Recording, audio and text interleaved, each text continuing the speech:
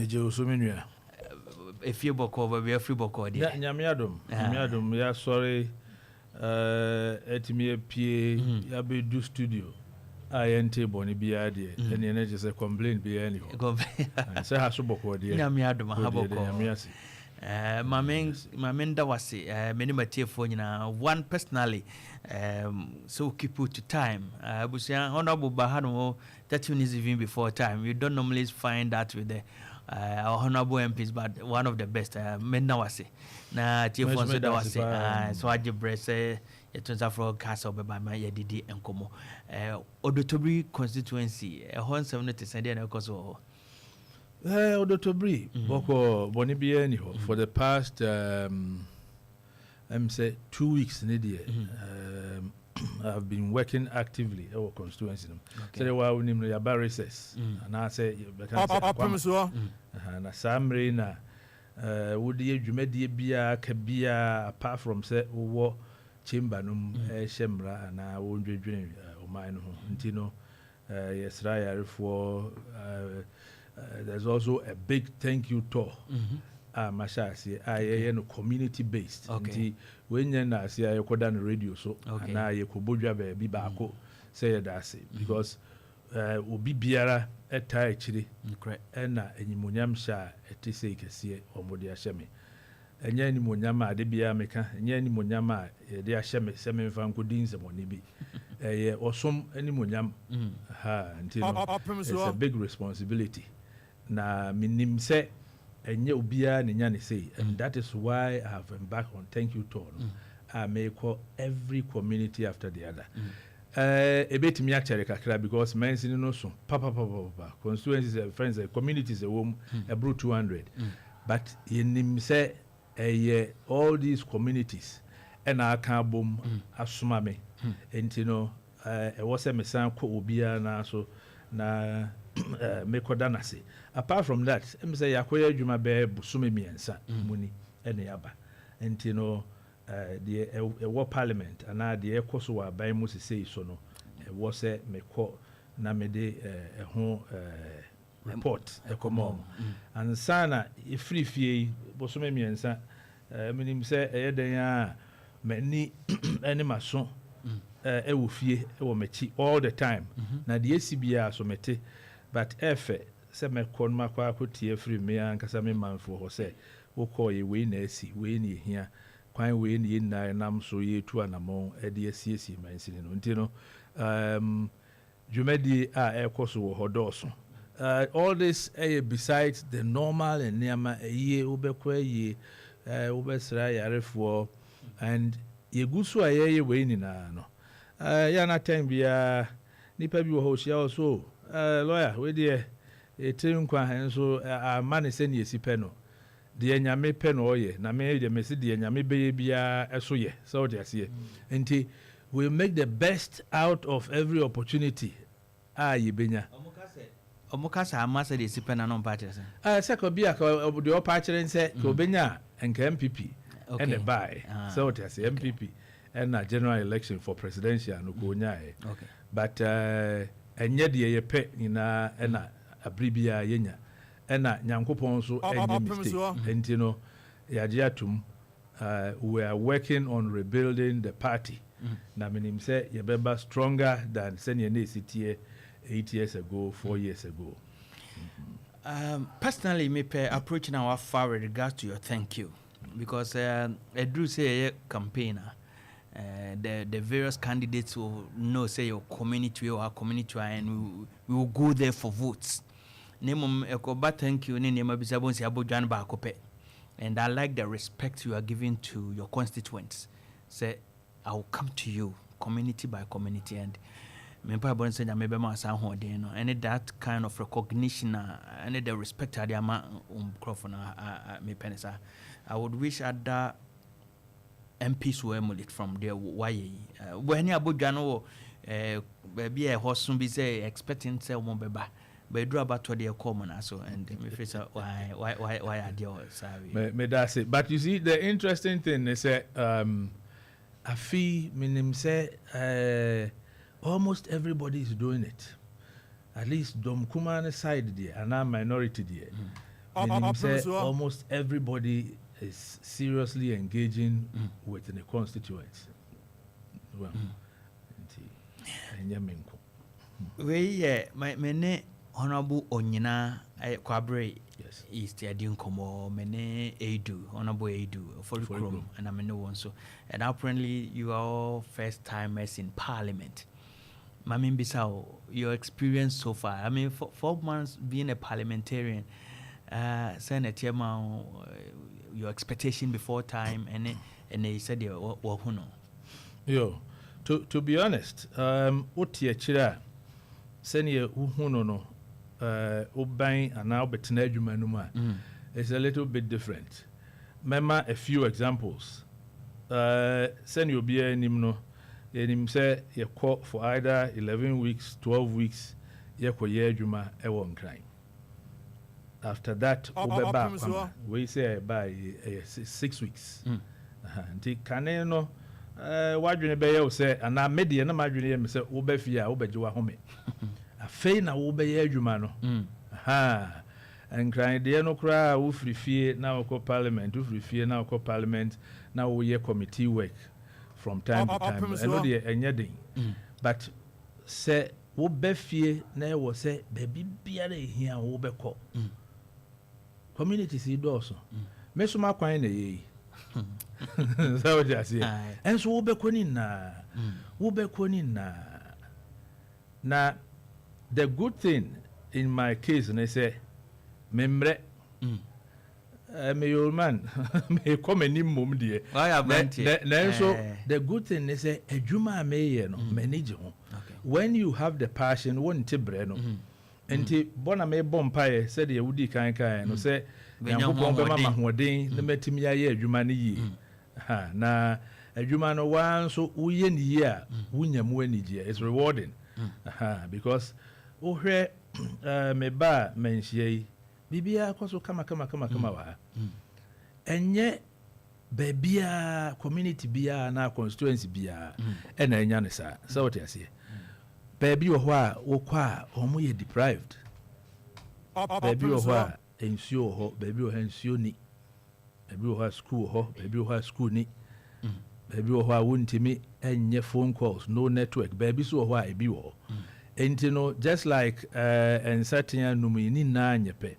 But then put yourself in the shoes of Obia or take community beer at this so what you say? Oh, by what dear kama from a be ball. And he or more to be a bit more tesano. Your responsibility and I'm a desire and say as much as possible. Ye be bomodena ye you o me free to be able to say se kania na anywhere ye hwese ye de bi beba. It is not an easy task. Kura enya de da form. Se wo so obeye na obeye ni year adding. So what you see. For instance, me penkania akọ me nkro yi bi so. Projects ni bi o hwa ya shase a ye nwie. Okay. Ebiso ho afi ne ye be shase. But you can imagine say open materials. Ministry of Energy we betimi akọ 4, 5, 6 times. Now o case no de ejina na ejina. Oh, Cobra ye be ye. Sa akoya aban adwuma. Cobra ye be ye. The next time you say do your hesu ni ho, okọ conference or China. The next time you say inventory into no send you wouldn't know why it's never be that into trying kakra. The next time I say try me and kind budget in we, but way muma bem. It is doable. Na kwa bia ye be fa so a ye be ye say oh ye kwa kudie dia and ye meso me dia me make sure say obeye. And the people that I'm working with, ministries in as if one almost what you na acquire bureaucratic and near may be a woho and a intimate man near my encoso wa. And you know, from the word go, yeah, you might try my fear nine emma. Aha, Jumani dear, ye bay ye papa, quite be a befasu be a ye baby enough. So what I see. Enough. Now, with parliamentary adwuma as in the Chamber of Parliament an Americano.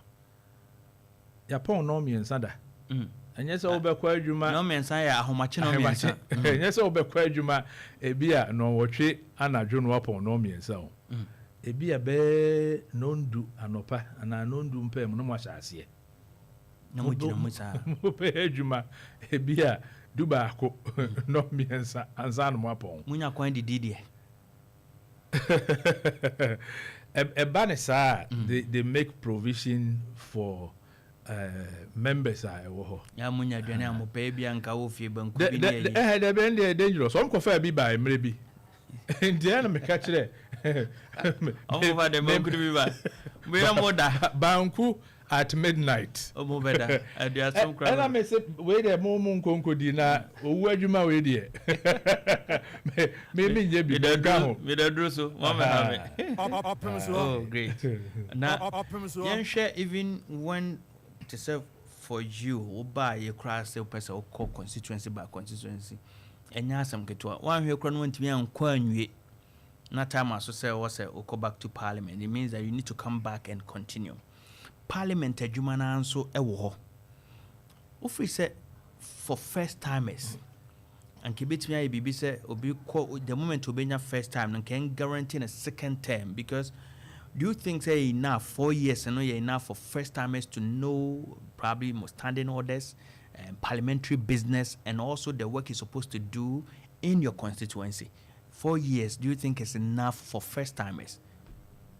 So obetia jumana sepa to master the standing orders wotia jumana se wanya a proper grasp or grasp of a jumane die in fear na no me nyansem isha and you know some people have even advocated say for first timers there particularly in this peculiar situation you find yourselves in no first timers should be given the opportunity na yenko uncontested meaning say ya manyokuo no ya manyokuo a ye de democracy de yempa and ye bohu de wo we leave that to empanyifo a omoda party nano say omobe decide on that but I know that for majority of first timers the obia ye ne say oyere no ho no wa ye na dwuma yi na aso ne manfo ani so that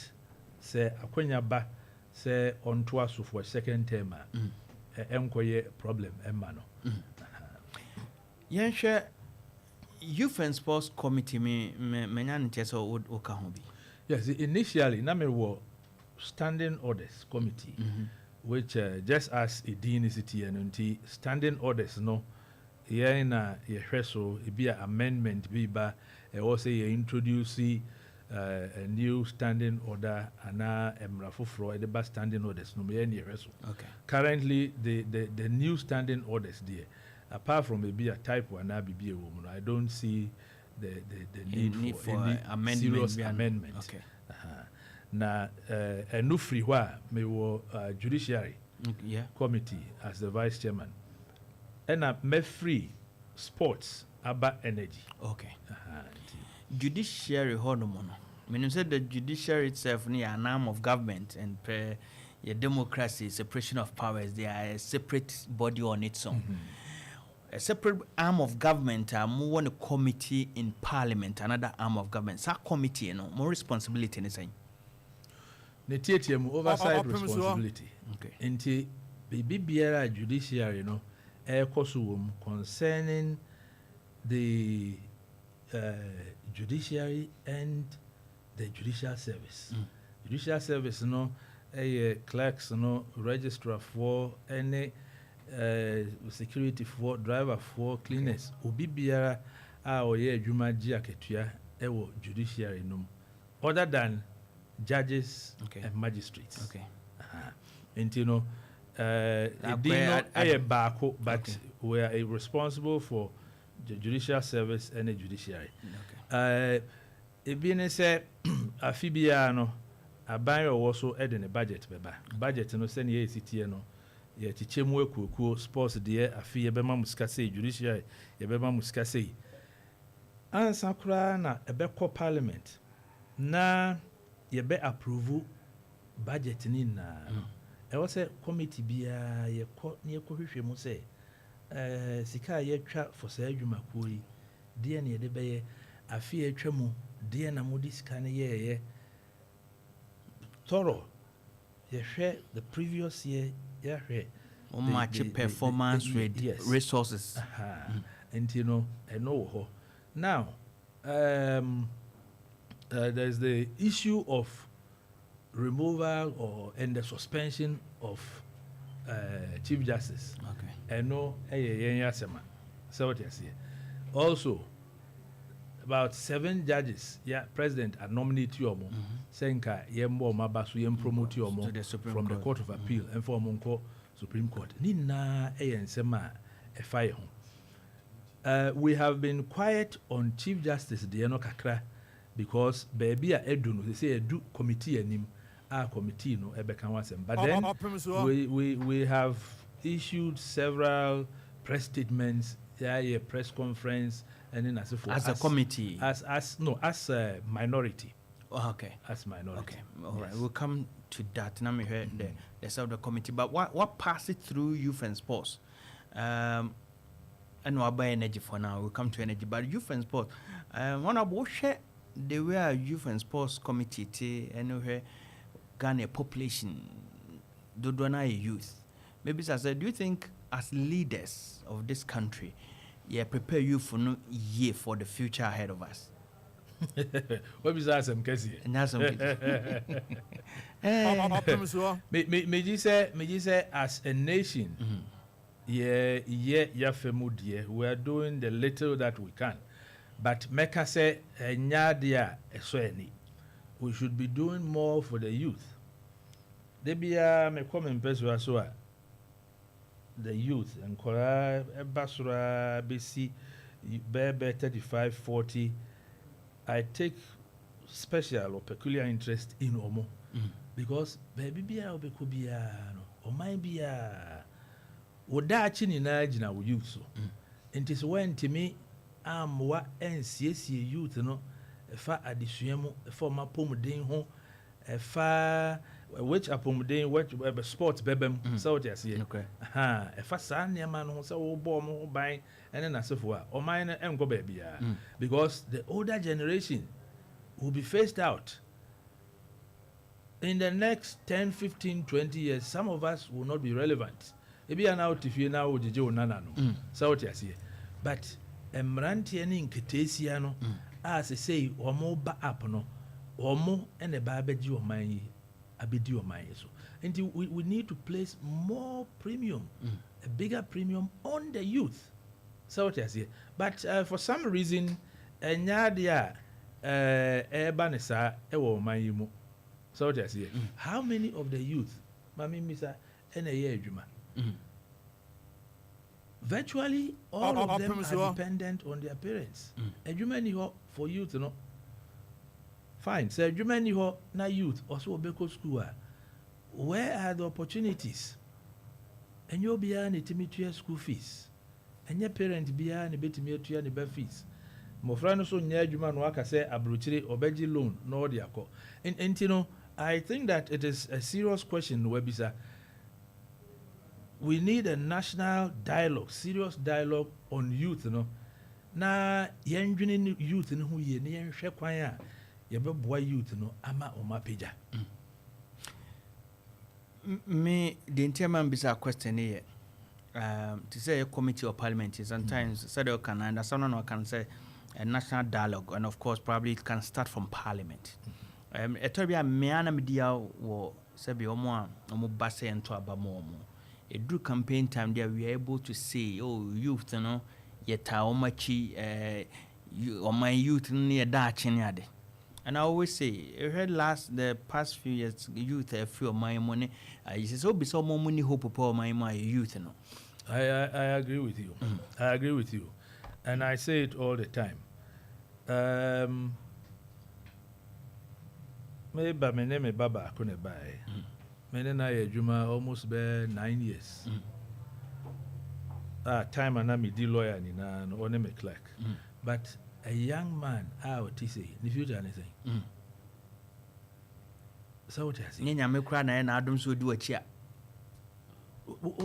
Say one bia e was out to asuko school what na fia enye yi. Wo wie school na wo de kwa akoye adwuma wa he.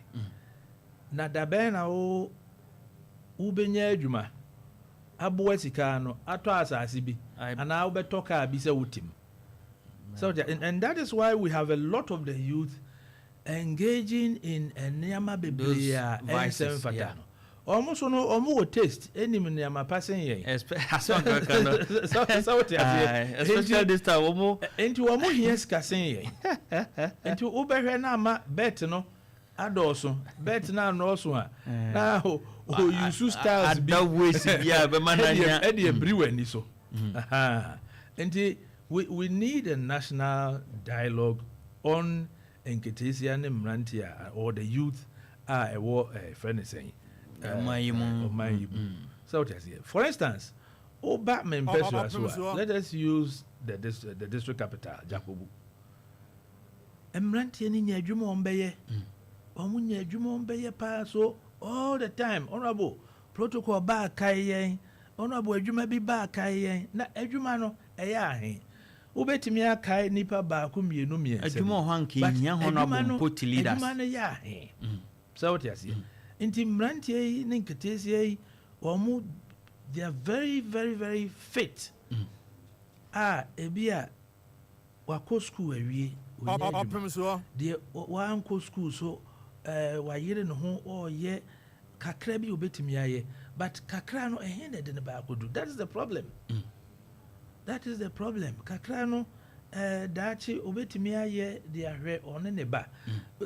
On a more serious note, we have to graduate as a nation from Babia Nketesia ne Mrantia na youth we currently to a different level. Yemma omo nyem mobo sa because currently omo mobo from even our education curriculum to even the eduba bi JHS so no ntimi ntwa ma sa say ye twa free so between progressing in life. Because as a went to school, one to enter English mass, and you said any plan be a ma or more as a woman to me unquote sa school no. And they say, Cassa be a napco, say Cassa, why you a woman to me fast school, Cacrabedu baby a Jumani hunty, no more so cromant me uncle. Now, could be all, but said, can I exactly. Now, you see the test. In my opinion, and they say. Oh dear, say Obefa a branch barco, a Nketesia barco, now be man opportunity. You see that the person will excel. Whether a gradium, whether a school now, the name of baby biara, the person will excel. Yes, so say I quabruchida. Even now, we know of Ghanaians or Metuko and Wabruchide or many opportunity, how they are excelling. They are doing exploits. Ghana need be anywhere. Utukwaya, Oya Quadro. Sukumu one money homody, so what you see, which means that your more friend or mukura potential no na opportunity no in the idio. I think say common need free and on a youth in the side na. You move to energy. Say this so energy and kasa. Honorable energy pa committee ne bia de obi hono dia na ekoso yedum so ne anka ne enyina so yi. I want something to say from the committee point of view. Let us start from Parliament. From back chamber of Parliament, there were urgent questions. With me, Etro, Edema Minister. Na wababi yano. Na inche, Msebe Busumi Mmieh and Busumi Mmieh Energy Minister Eba Parliament. I think say a Swami. Member of Parliament for Swami. Okay. And they bisa no question on Dumsoyi. Na the no children say yemfidie no ayedada. Nti ema mesumi gina so e bisa no question say mfidie na ayedada no. Eno na ama Jakobu edum kania presa. Entimi nyina so na na. And he agreed. But then, you see, that is not a good excuse for me. Maybe as a parliamentarian, me constituents, the enemy say there's a generation company, whether Gridco or whatever, or Dema ECG, say on ton electricity. So what you see? Yeah, right. Mikura misika mebeto. Just make sure that Obama kani anejina so. Na maton wanya osika. Na mesumenya mahoto. But Odotobri constituency, yentimi nya sa stable service ibi. Yenyabi. Enti dum sone de ho asem enyama at the committee level. But on the floor of parliament, we have raised this issue. Now, whenever I sit behind the microphone, me person politics because me the American say it affects all. After December 7th, the politics. In fear nine no sooner, the best alpha, the party colors near yen and we will continue to speak the facts, speak the truth concerning all national issues. I didn't know maybe a chemo na can you so. Then so for the past 4 months, can you intimate so? Above floor of parliament, they are parliament in general. You see, you can't say particularly the minority. Now, ya na enye ye dwumadi ne say you be chastise the government, but then ye dwumadi ne say you be make sure say as minority no aban dwumadi bia wo di bia no ebeboa Ghana for. And this do the checks on government. Yes, exactly. And this an ye say aban ye nya no manon kwa e bia na namon bi otu no emwa Ghana. Enti we have taken the minister to task on the floor of parliament ono aba. And enya dia ye bejai because me, for instance, me person me constituency for enjoy electricity. Ye won nyuma ko bebre wo ha eginam kane na electricity yai ena omugina so edi yo omunyuma. The families, schools, kane ya. But I think that as a nation, ya ko too far and I nyini too much to the extent say we need to near kane. So what you say? So the minister responsible, the ministry responsible, ya trust stage na mudum kania said ye mudum no jakobuno. Some nights would da opa because wa mujina would die nechi and switch no what so the call from basrosa. Me who be on the Good Friday, Good Friday anajo. And I have told myself say I know that ECG generates reports of outages. And I want a printout for that night so that whoever is responsible can explain to me for me to explain to my people. Say, Sana Jono, and previously, and even now, the way you see Doom can you pre no. DNT and ye doom nisa. So what I see. Anya no, if at least the ministry can come out to tell us, say, oh, communicate to us. Miss Remo, at the end of the day, ye boy a homody. Nanso, send ye city and said ye muamunim no, we are say, we ye nibi, we are fain deba. Entino emrepemun ebeye ya. I think that Emma Timemufo and ye all worked up or mubum fusa.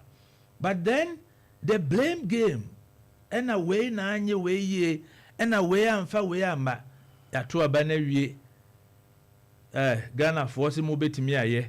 And ye dear swamo. Monye, and I know it is doable. Okay. It is doable. And you know, whether it is the president, whether it is the minister, Jinapo, Wamunya in Semno Mokika, no Munya Juma. Wamuye Juma, Ghana for Bebo Mabaso. Ghana ye padipa, and a Ghana ye canocre. When the no cre one yard, we will tell you in your face. And a way yard the password ye becancho. No Good Friday dear can just on a lighter side. Omudundum light them catch will be said. I said Dundum can ye yes to send any better will be watching and come man a Janu sumi. The movie dear. Some away from Parliament, Yamra and Pipimo. Nansema who say more thank you to near the day. Thank you to Neho Bruhaha. What is going on in MPP? Okay, thank you to well people say in the first place and necessary. Ebimso free say, well, it's okay to engage with the people. And what thank you to the Diaba. What is actually going on in MPP? Yo, say why we no 2024 anko yi. Na MPP amanyokuo bi a empanyimfo ene nimdiefo a Nyankopɔn de nyansa adomomo pa dosu. Enti empanyimfo nyansa mo no, there were 2 committees a wo moteye. Baako was the regional committee Shanti region omoye adwuma say wo mo kwa akoye postmortem no mehu adekro nti a yedi ntwo anase nkunimdie no. Opemsuo. The second one the Microcue committee omo call nationwide aje information as to why MPP yentimi end nkunim anase yema mudi nkugo friend is saying adofo MP ametwaba so na after reports in the last one of which Microcue committee nanu yana omode command neck ne National Council no abano ena empanyimfo nyansem amamre da ho abribia ye beko abato so bia say ye be win say ye be lose ye ekodase and way there I don't see anything wrong with it. So what you see now a part of the rebuilding, part of the rebranding so onyama hwegu a na hunu hye all these stages and now steps no ade a ehia ade a eboa ama ye de party no SCA for 2028. So what you see there are a few unfortunate instances SC but so on me be junior eno ne ma ye nipa. I'm not saying that it was right. I'm not saying that it should continue. So what you see but then no play woman say e nipa ena edi dwumadi no nipa ho adwuma ye edin nipa ho adwuma ye because esno da ye wo esno da wo pe esno ba bia wo ko esno ambition because we are different people enye time bia na adwene ebe ko ben kromu so what you see nti say bibi esi wo MPP mu a enye nwanwa but then it doesn't mean that rebranding or rebuilding no yenguso we know that we are coming back in 2028 stronger and even mightier than before. Because I was going to ask, say, over the happenings now in MPP, is this something that you think can bring you back to power in 2028 and can bring you 2028 say the move free say a bit me? Very much. I will say all the factions, all the players, all the individuals, Ubia any abre say ebe boy homode nearby back to power. Na yababe ye what Ghanaians love, yababe sum obubio. And you know the differences will be there. That is the beauty of the game. When ye a friend saying soldier buying any I can say ye na ye ko benkuma na nifa. So once we have accepted democracy, party dear democracy dear ye dear juma ye ne bo hu de Europa ye ne te ase pa yi. So and you know we Canada but the woman then say I believe that all the players will be respected leadership of this party. When the leadership comes out, no say okay, say the no, ya dream who ye na ye koni say menjin ni say a friend say a pinche and I say basa biya beba. I am very, very sure by the end of this year we would have more unity than we had earlier. Currently, do you think there are factions in MPP? We are human beings, we have factions. And we have factions. Polls near I won't mention names, but then I know that Nipa or more Adam many swadi hunadi say or munya ombedi MPP party and Dr. Mahmoud Bawumia 2024 flag bearer Okahon Kennedy Akombreko honorable Onoso Kahon. I have heard just last week Dr. Educhum, former education minister. Yeah. And so answer so opportunity. Yes. Now do we opportunity. There be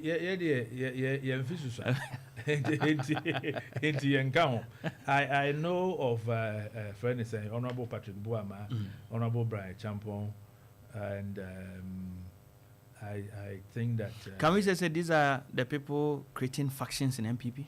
no, you see, not factions are Didi Bonnie, Okay. but then these are groups, and you know, say a friend is saying, Dr. Mahmoud Baumia, I say Nyameya Adoma, say a co-primaries viewer, or Bepese Obedi him. Definitely, he will hold meetings. Definitely, he will move with people will side with him, comfortable, people that he shares similar ideas with. So I don't see a problem with other people. So almost it was similar and it's part of democracy. Also, enya or more groups or people. You see, at the end of the day, the best person would win, and at the end of the selection, it is one party. For victory in 2028. So surely victory in 2028 is guaranteed. Guaranteed. Victory is guaranteed. I'm telling you. Okay. I can't say I doubt, but I'm a bit skeptic. I say Mintmin Jin say victory 2020 because MPP Mameti has a pass breaking the 8. Or man break it, you know. It's the same who say micro, say mighty, but I believe say mighty minority.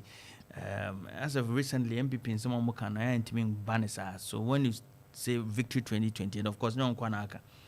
How sure are we say victory 2028 for MPP? Me shall see a make us and make a peno. No cray. Ya tua banevi, dear Yame peno and a bear. Yeah, post-mortem because we suspect that and ye be beer, and a cool ye. So what I say. And you know, at the end of the day, we munina actually no will become more attractive. We cannot repeat mistakes near in 4 years ago, 2 years ago. We will come out a better party. So what I say. We hope so. A stronger MPP. But you see, but I have to say, all this vim, say we will come back. There are things that we have to watch as a party. Especially with all these, no more call thank you to Bama. I will make a general statement. General statement now me making it say party, ni na ye about say woman who ya kono. Yem fan say 2024 December. Ebi ane ye ho nya kono to majority of Ghanaians. Okay. And you know, as we move forward as a party, post-mortem we in the course of rebuilding and rebranding, my honya kono more. Wo be ya kono a ejina wo kasa so ejina wo ne yes. It's also mu yem ho fi dodo. Ti ena me kan say efie bia no say akonwa to Opemsuo prayer. Misunderstanding kakra beba. Okay. We no nyade a ebegu party no, but then we still have to be cautious. Exactly. Be mindful of your utterances. First me can den but say you know my a little bit limited. Identity. When we say the MPP ye papa no me nam papa ka ho. Okay. Ete no. Domophone. Yes, thank you Domo Buzia. We almost abandoned some of the values. Currently, or the previous group almost abandoned the values. The current body No, I'm not talking about a leadership group. Okay. But membership of the party. Okay. And I'm saying this because Obi Timi Kwatena radio so did the attempt. MPP na ye nim no. But the canon na minim send this for na yesa. Any buga. Opemsuo. That is Adani. And yempene manendane. Yempene manendane. The DNA of the MPP. Enye no. And that is why I've been saying, say, in the course of the rebranding, ye be maye hwa ya akono. you better respect you bia the need you send bia fatani bia yeah the bemano and that is what would bring back the love from all the other people are omutina if you man go to aba so bia nkoto aba na nyese onisika wo de ba akoto ka wo de be faka eya obi no odi nti no wan go to aba so what you say and those are the issues we are looking at. They say thank you to national call round the various campaign teams a year juma wo constituencies no national dawamasi and I want to believe and I know say it will trickle down to the ordinary person no was swami and our central market home market and that's what the buying soko buying and I said Opemsuo so just here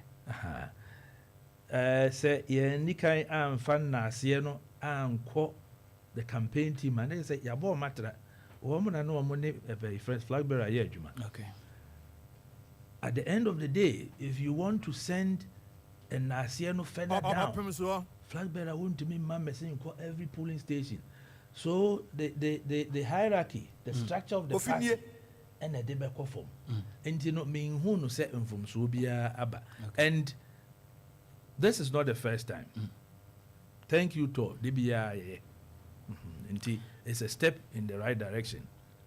One of the things about one thing which probably make us a open secretary and secretary anymore MPP now I'm say recently Dr. Mahmoud Bomiaka was say they buy out from 7 year high cost of living no amwa my MPP and me and dinkunim arrogance of power and it's a money now we sound the position MPP at the Mmieh and at the end of let's say 8 years what is coming out with all these reasons arrogance of power and all that can we say MPP fairly probably Ghanaians if not MPP followers say MPP de nenke yenyi ni se bekọ awie no na arrogance of power na high cost of living and this man can we say MPP are failing?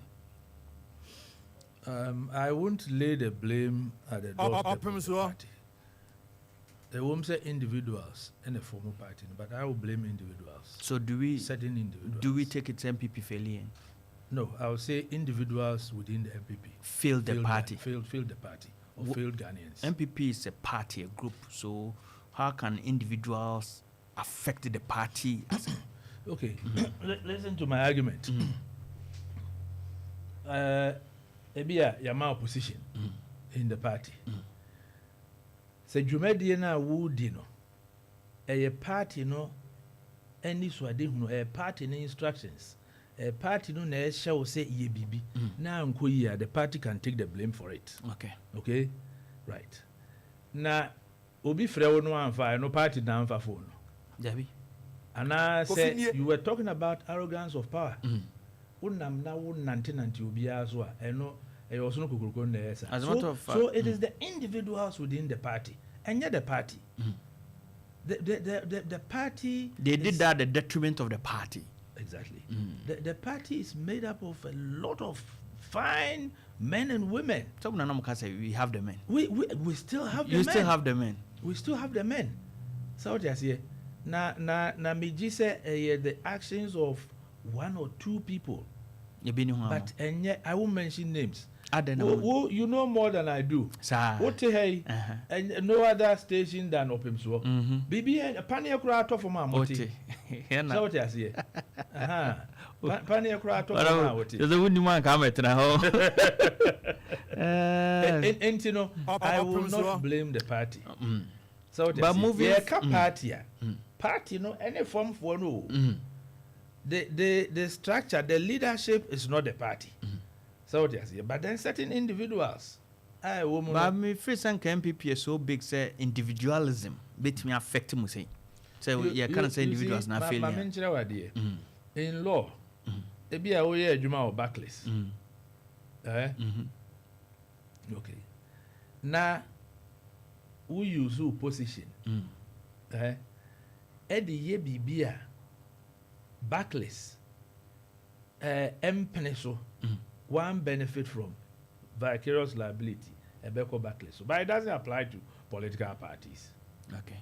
It doesn't apply to political parties. These are individual actions. Ankoye, nipa ne jinechiri, womohe, and I say, womoye at the receiving end, no. And nam so or medi yao, na oma bemwebu, motifi. And your party, no. Yanshe, true NPP for Ankasano. They were defending or have been defending NPP even say beto abansa no be say nkugo bede ebeba.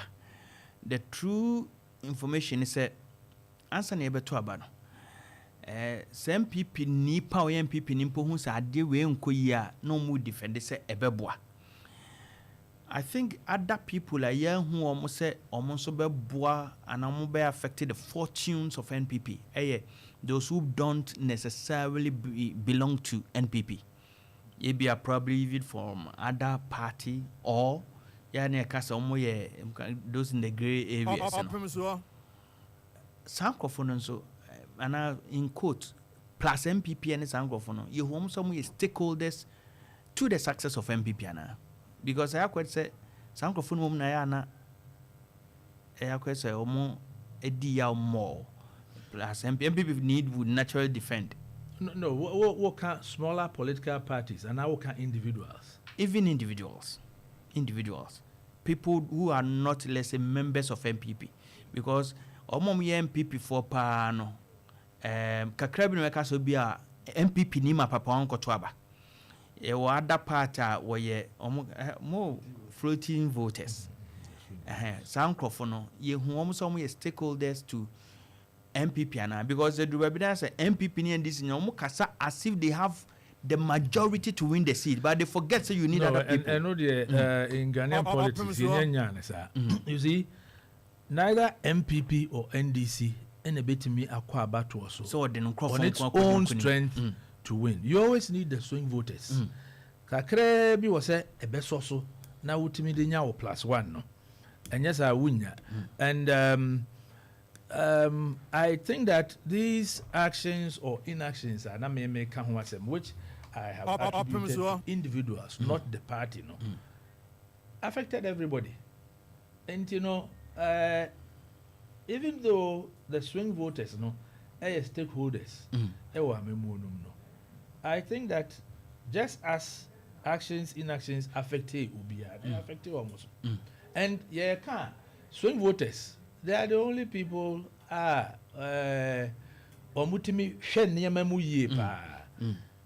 most of the times party faithful would look at colors. Yeah. Oko baby obi beka so you fear the oba you vote MPP. Obi so beka say you fear the oba you vote NDC. But then a swing voter they look at policies and then as for normal they are to aba. And you cannot disregard the swing voter because only the kakrano and now they best also na etimiama nkunimdie aba. Prior to election, swing voters were more like disregarded by MPP because who are later then you are deemed as candidates names or NDC and I say and members say did MPP see swing voters as stakeholders to the success of NPP? You see, as a political party or the previous government, MPP always saw swing voters as partners, okay, as stakeholders. Now, I don't think, I would want to disagree with you, say, we opposition and you just want but if indeed it happens then let's just say if it happened and because it happens as a party as a government it was a wutie if you don't listen politics won't mean discounting information so be back and so you will be na etwemba ana ensisa sana na you fan fala you need a good listening here there was a bie wasum ye de wasum waso to form and bibi biara obenya bia it was a same as when it was a be when he and you know if it happened, it's unfortunate. Still in the MPP, recent happenings in the judiciary and the CJ. Suspension of Chief Justice, coalition of political parties demonstrate today. So I can say touch one, touch all. You touch one and you touch all. Marking rallies judiciary as MPP, others protest Chief Justice's suspension. MPP any minority, more person much with regards to suspension of the Chief Justice. More how they saying. Yo, me that's it. Opemsuo. This whole idea of the suspension of the Chief Justice minority, the air can say enjoy. At the quality I can say enjoy and say that conduct a idea undermine judicial independence. So the three arms of government, executive legislature judiciary the judiciary is supposed to be independent. No matter me ayo majuma without fear or favor.